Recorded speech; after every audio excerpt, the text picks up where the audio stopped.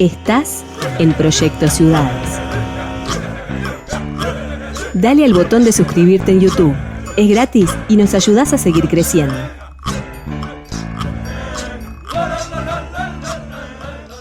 Dayana Barrales, Tomás Barolini, Martín Delgado, Stephanie Creer, Nicolás Iglesias, Miranda. Hablamos de política, religión y otras yerbas. Los dioses están locos, manteniendo encendida la llama de la esperanza, la fe y la resistencia. Tú nos dices que debemos sentarnos, pero las ideas solo pueden levantarnos caminar. Bienvenidas, bienvenidos, bienvenides. Pensaron que en Proyecto Ciudades no nos iban a acompañar los dioses. Estaban súper equivocados. Los dioses están locos. Son perseguidores como perro de sulky de ciudades, compañeros queridos, queridas que siguen al firme en esta nueva propuesta. ¿Cómo andás, Diego Varela? Bien, acá, y sí, los dioses, como cuando presentan las películas de las segundas partes, más locos que nunca. Bueno, así se vienen los dioses en esta etapa de Proyecto Ciudades. Y anda Nicolás Iglesias por acá. ¿Cómo andás, Nico?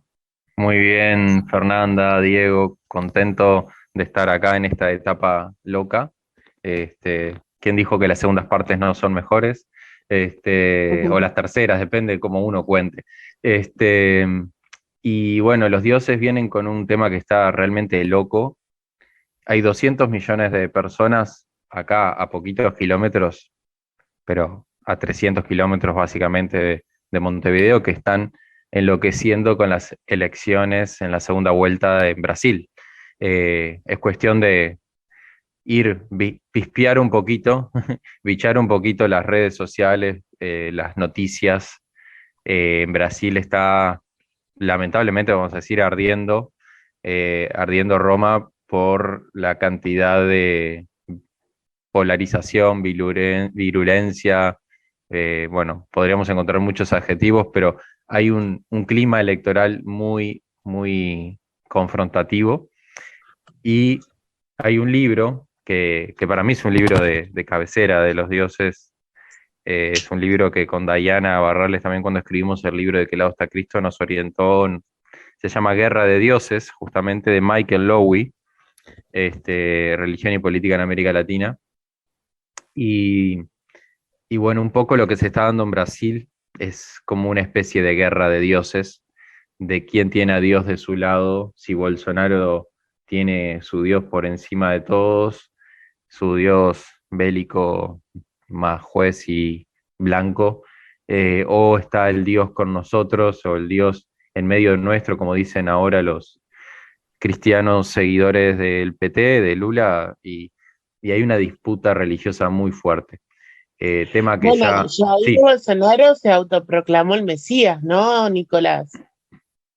Claro, sí, digamos, de Bolsonaro quizás ya hace 5 años que lo conocemos más o menos, existía políticamente antes, pero en estos últimos 5 años nos ha dado mucho material de cómo un gobierno y cómo un candidato a presidente primero se bautiza, se define como Mesías, se levanta como figura religiosa, política, relevante y genera adhesiones.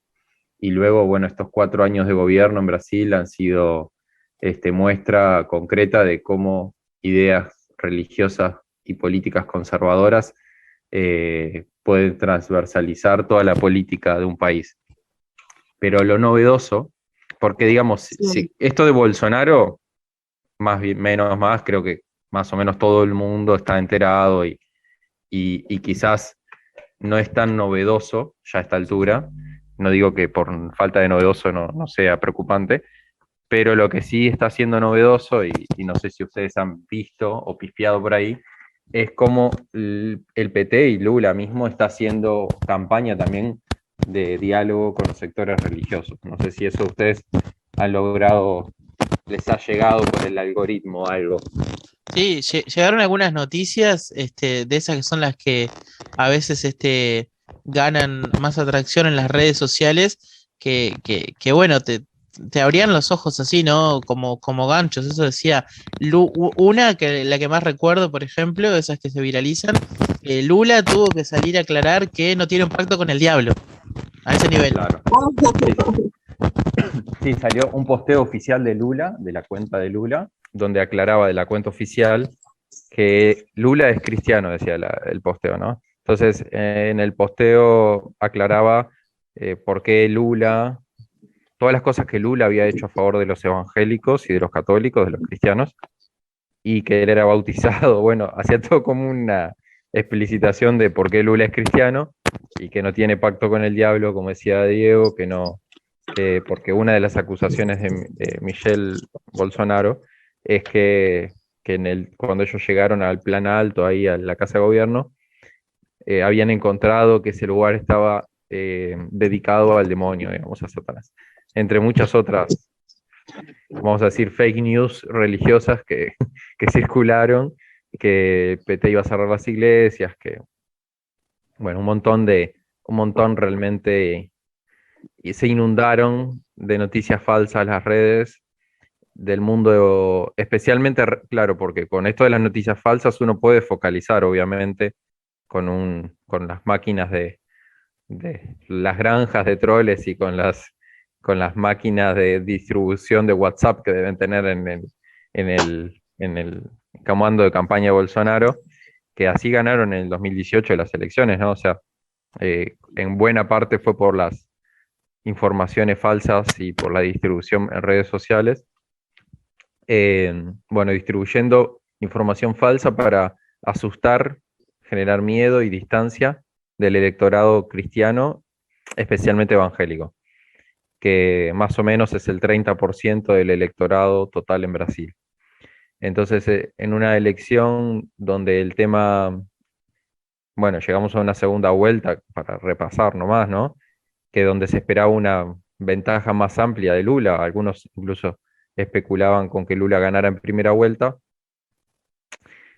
Bolsonaro obtuvo mucho más votos de los que se esperaba, proyectaba, llegó a un 43%, Lula a un 48% con algo. O sea, Lula está muy cerca de pasar el 50%, pero le quedan sin duda esos 2 puntos que le falta más o menos, son de un electorado también quizás duro, un hueso duro de roer.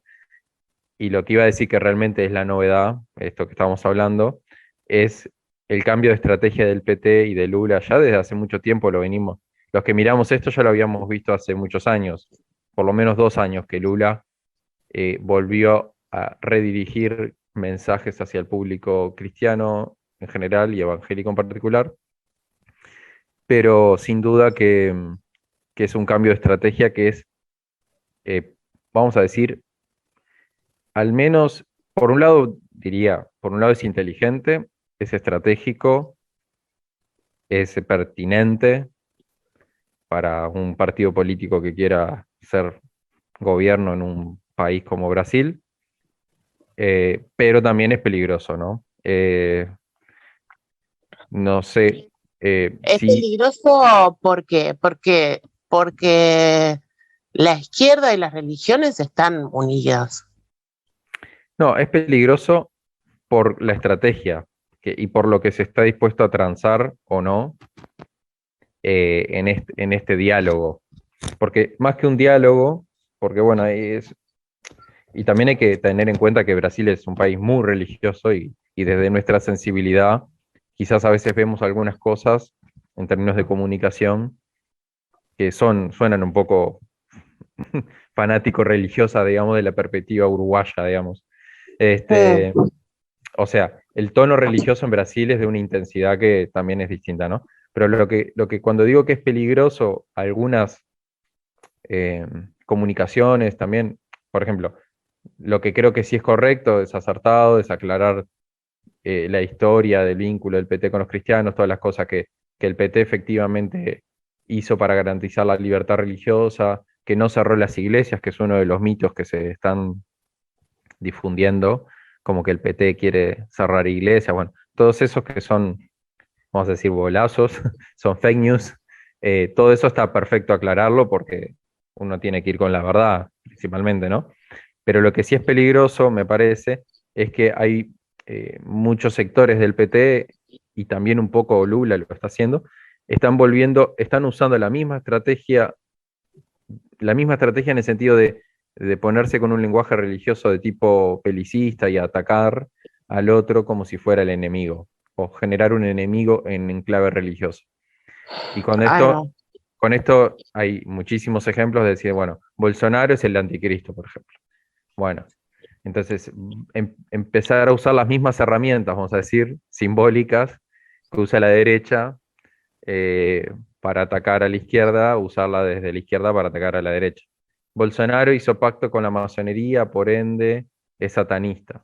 Bueno, o sea, estas son cosas que están diciendo que líderes petistas evangélicos, que hay muchos también, pastores, algunos diputados que fueron electos, que son pastores evangélicos, fueron electos por el PT, están usando de alguna manera las mismas herramientas belicistas religiosas para atacar a Bolsonaro. Y, y bueno, y ahí hay como muchos matices posibles, ¿no? Por ejemplo, Lula venía diciendo, bueno, Bolsonaro no es cristiano porque no está con los pobres, no está con los perseguidos, no está con los niños, no está con las mujeres, no está con los que sufren y con los que son débiles, porque ser cristiano es hacer justicia, buscar la paz, el amor, no sé qué. Bueno, ese es un tono que en mi sensibilidad particular me parece que es un tono interesante, que es un tono constructivo dentro de todo, pero de ahí decir que, bueno, Bolsonaro es el anticristo, porque no sé, o sea, es usar la misma simbología y las mismas herramientas discursivas que usa la derecha para generar miedo y generar más polarización. Porque cuando estamos hablando de polarización en Brasil, estamos hablando que la gente se llega a disparar con arma de fuego adentro de un culto religioso porque el otro piensa distinto.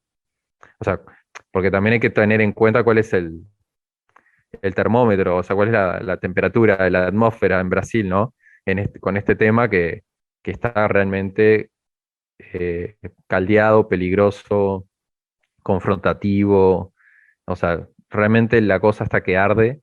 Eh, claro, es mucho más violento en general el discurso de los sectores de derecha cristiana que están, por ejemplo, excomulgando, sacando de la iglesia a aquellos que dicen que van a votar a la izquierda, que están sacando de la iglesia a cualquier persona que se manifiesta a favor del PT. O sea, en Ah, las iglesias que apoyan a Bolsonaro, el tenor es ese. o Diego. sea, estos discursos, digamos, violentos, no solamente quedan en ese lugar de un discurso violento solamente, sino que además tienen consecuencias después justamente en el accionar de las personas y como vos señalabas, muchas veces justamente incluso con muertos, con fallecidos, que como llegaron las noticias, por Ujú. ejemplo, de los meses anteriores. Claro, o sea, yo lo que creo que es peligroso, ahí voy a decir dos o tres cosas concretas. Es peligroso seguir echando leña al fuego, seguir sumando un lenguaje religioso confrontativo desde la izquierda. No creo que aporte. Creo que a la gente que se quiere, vamos a decir, comunicar o seducir o invitar a votar a la izquierda y no a Bolsonaro, creo que el discurso debería ser mucho más desde la clave, desde el amor, el encuentro, la reconciliación. Yo puse en mis redes, en Twitter, puse un video de un pastor, por ejemplo, claramente pastor tipo pentecostal, que vota a Lula, que bueno, está trabajando con Lula, y ahí pues dice, bueno, no vamos, hagamos un voto a favor del amor y no a favor del odio. Digo, me parece, digo, yo soy uruguayo, ¿no? Yo uruguayo, ellos son brasileños, ¿no? Digo, obviamente que nosotros desde nuestra pequeñez no significamos nada, pero me parece que analizando también lo que Brasil como espejo, ¿no? O sea, Brasil como país que influye mucho en nuestra realidad, como país que también muchos fenómenos como el religioso van más adelante, como 30 años o 20, nos permite ver algunas cosas como de alguna forma como un espejo futurista, entre comillas, ¿no? Como una distopía, en el sentido de que hay algunas cosas que están pasando en Brasil y que van a suceder luego, probablemente por una cuestión de proyección demográfica, y sociológicamente uno podría especular que todas estas teologías y fenomenología a nivel religioso y político luego impactan en Uruguay. Yo creo que hay mucho para aprender, es parte de lo que vamos a hablar hoy de noche, ahí en el encuentro de Fe en la Resistencia y Siembra, porque creo que el Uruguay, que sí tiene una cultura, y ahí digo otro peligro, que tiene una cultura más laica, de un Estado laico, y acá con estos discursos en el ámbito político tan religioso, se convierte un poco en un peligro latente cuando uno trasvasa tantas barreras o trae tanto el discurso religioso para el ámbito político que ya no queda nada secularizado. Secularizado en el sentido más positivo del término, de decir, bueno, cuando estamos en una sociedad plural donde hay personas que son creyentes, otras que no son creyentes, o hay personas que son creyentes de distintas creencias, es importante que el lenguaje también político mantenga ciertas autonomías de las esferas religiosas. Porque Nicolás, sí.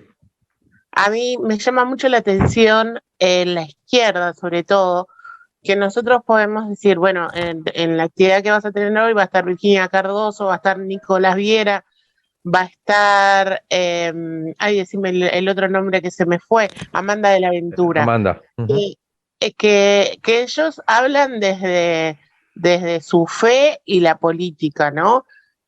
También tuvimos en el espectro político a Susana Andrade, que hablaba desde su religión umbandista, pero me llama la atención que desde la izquierda no se hable de todo lo que es evangelistas. Como que si la izquierda no tuviera personas evangelistas. Sí. Eso también es un miedo a decirlo y que los confundan con gente de derecha, porque no Claro. puede ser que en toda la izquierda, que es casi la mitad del país, no haya un evangelista. No, a ver, sí, ahí hay como cuestiones con los términos, ¿no? Y las palabras que la gente se apropia. Y nos apropiamos en Uruguay de determinadas palabras para diferenciarnos de otras. En Brasil se usa la palabra protestante, evangélico, evangelista, pentecostal, indistintamente para todos. O sea, para lo que en Uruguay muchas veces, y bueno, los dioses han hecho siempre la distinción entre usar la palabra protestante o protestante histórico para referirse a las tradiciones más progresistas y más liberales del protestantismo anglicano, metodista, luterano, valdense, que son las tradiciones más históricas del Uruguay y que en general tienen posturas más abiertas. Entonces, en general, usamos la palabra protestante para referirnos a eso. Y en el Frente Amplio, desde su fundación, ha habido muchos pastores protestantes. Si uno lee el libro ¿De qué lado está Cristo?, se sorprendería de la cantidad de dirigentes fundacionales del Frente Amplio que eran pastores metodistas y valdenses y luteranos, etc. Primer candidato a intendente de Colonia era un pastor metodista en el año 71, en primera elección del Frente Amplio. O sea, habría muchísimos ejemplos. Ahora, hoy en día, 2022, hay algunos legisladores, bueno, Nicolás Viera, que es de Colonia, que tiene una formación valdense en su origen, creo que lo va a compartir. Daniel Gerhard, diputado por el PVP, su padre es pastor protestante, él también tiene formación protestante. O sea, no es que no hay legisladores y líderes, uno podría, Mariano Arana, para decir otra persona que nada que ver, Mariano Arana, toda su niñez y adolescencia fue a la escuela dominical y a la formación evangélica metodista ahí en la Iglesia Metodista Central. O sea, no es que no hay evangélicos protestantes en el Frente Amplio de Uruguay. ¿Qué pasa? No hay una explicitación y una visibilidad por miedo, como decís vos, Fer, de quizás se los confunda con lo que hoy es más conocido, que es el Pastor Márquez. Entonces, lo que hay mucho para trabajar ahí, me parece, es en la comunicación, en la visibilidad positiva, en el diálogo, por eso el encuentro de hoy del diálogo, me parece que principalmente, digamos, yo voy a hacer un aporte más teórico, por decirlo de una manera, y después que me parece que es importante que tanto referentes sociales, barriales, como políticos, como religiosos dialoguen y se saquen los miedos mutuos. Pasó lo mismo cuando vino Pablo Seman, hicimos esos talleres tan interesantes ahí en Bar. Estaba pensando exactamente lo mismo, que Pablo Seman decía que en Uruguay tenemos demonizado el término evangelistas. que lo vemos solo como las iglesias pare de sufrir y no como todo el resto. Estaba pensando exactamente eso. Y pasó mucho, en la ronda, por ejemplo, había un dirigente barrial, me acuerdo, y enfrente en la misma conversación había un pastor pentecostal, y decía, yo pensé que todos los pentecostales eran todos de derecha, bueno, y poder desarmar esos miedos, esos prejuicios que están ahí, que están latentes. Entonces, en lo que pasó con el taller con Seman, que fue muy bueno, mm, posiblemente, posiblemente precisemos muchas instancias para ir deconstruyendo esto, porque lo que yo creo que es un error de la campaña de Brasil también, actual, es pensar que usar el mismo discurso belicista va a desarmar 50 años de anticomunismo en el sector evangélico pentecostal, que tiene mucha base en la Guerra Fría. O sea, es algo que viene muy del fondo, muy de atrás, como para desarmarlo diciendo ahora Bolsonaro es el anticristo. Eso no funciona. Este, eso creo que es errado pensar que usar el mismo lenguaje religioso y decir, bueno, ahora el otro es el demonio, no ayuda y no construye diálogo.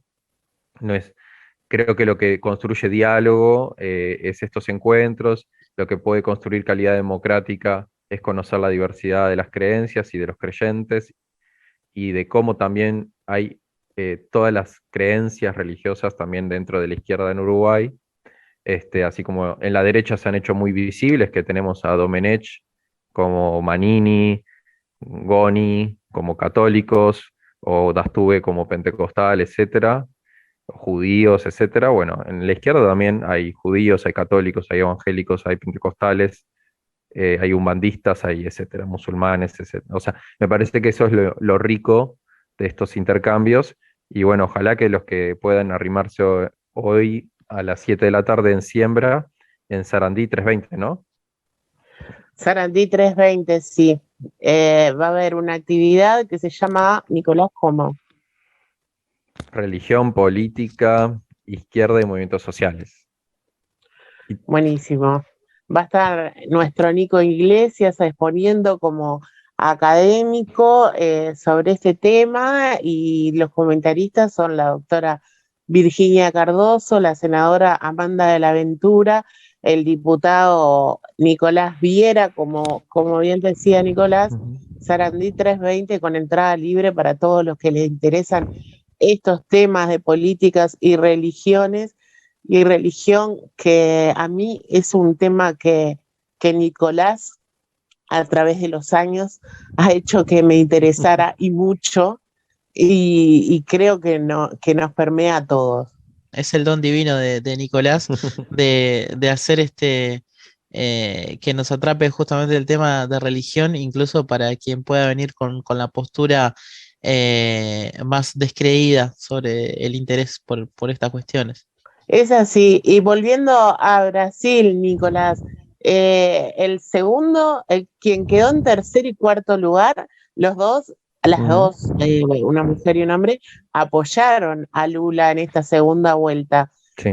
Se explicitaron en esta segunda vuelta a favor de Lula. ¿Vos crees que el electorado acompañará? Bueno, el apoyo de Ciro Gómez fue un poco más débil, pero yo creo yo creo que parte de ese electorado va a acompañar. O sea, yo creo que Lula va a ganar en el segundo turno, sin duda. Lo preocupante no es que gane, porque es probablemente que gane. Lo preocupante va a ser cómo va a poder gobernar con el parlamento que tiene. Formado y cómo quedó formado el parlamento, ¿no? El parlamento que tiene es uno de los parlamentos más conservadores de los últimos décadas de la postdemocracia en Brasil y tiene muy pocos realmente diputados del PT, no llegan creo que a 70, 60 y algo creo que son unos 90 y pico de Bolsonaro, o sea, son 513 diputados en Brasil. Estamos pensando, imagínense como que si el Frente Amplio quisiera gobernar con una bancada de 25 diputados o 20 diputados y tuviera que transar, negociar con 5 partidos más. Realmente, para mí, la preocupación principal de la gobernabilidad en Brasil, pensando que va a ganar Lula, o posiblemente el día de mi cumpleaños, el 30 de octubre, para los que quieran pasar a dejar regalo. Opa. No, que lo más preocupante es que en realidad el 1 de enero, cuando, si los dioses permiten, asuma Lula, es cómo va a gobernar con tan poca base. O sea, cuántas alianzas va a tener que hacer para tener una base mínima que no le genere un impeachment, una reforma constitucional, y bueno, todas esas cosas que pueden pasar. Muy bien. Nicolás Iglesias, los dioses están locos en Proyecto Ciudades. Nos va a traer durante todo este ciclo, como siempre, las novedades de todos los días, los dioses y diosas que lo acompañan. Sí, van a venir, van a volver las diosas y los dioses otros. El equipo completo de siempre nos va a seguir acompañando acá en Proyecto Ciudades. Sí, de a poco van a ir retornando. Ahora Martín está en Ecuador en un viaje de misión de delegado Charrúa a un encuentro indígena, la Vía Yala. Así que bueno, le mandamos saludos. Ya van a volver. Justo ayer que fue 12 de octubre, Nicolás. Sí, exactamente. Está en un encuentro de comunidades indígenas latinoamericanas. Y bueno, Martín está allá representando a la Nación Charrúa, así que saludos para CP y bueno, nos vemos si los dioses lo permiten el próximo jueves. Muy bien, muchísimas gracias. Diego, vos y yo nos vamos, ¿te parece? Exacto, recuerden que se pueden siempre suscribir aquí a nuestro canal de YouTube, Proyecto Ciudades, y que también nos pueden seguir a través de las redes sociales como Ciudades Pro, y que abajo en la descripción del video les va a quedar justamente cómo pueden hacer para ser parte de la comunidad de ciudades, apoyar este proyecto de comunicación independiente, autónomo, para que podamos seguir haciendo contenidos y brindándoles, bueno, lo que ustedes ya saben que durante todo este tiempo hemos realizado y vamos a seguir teniendo adelante. Bueno, abajo tienen 3 formas para estar sumándose a la comunidad de Proyectos Ciudades con 3 suscripciones mensuales con 3 tarifas distintas. Ahí las pueden bichar abajo y nos cuentan qué les parece. Muy bien, los esperamos, las esperamos y contamos con ustedes. Muchas gracias. Hasta la próxima. Dale al botón de suscribirte en YouTube. Es gratis y nos ayudás a seguir creciendo. Seguinos en Twitter e Instagram, @ciudadespro.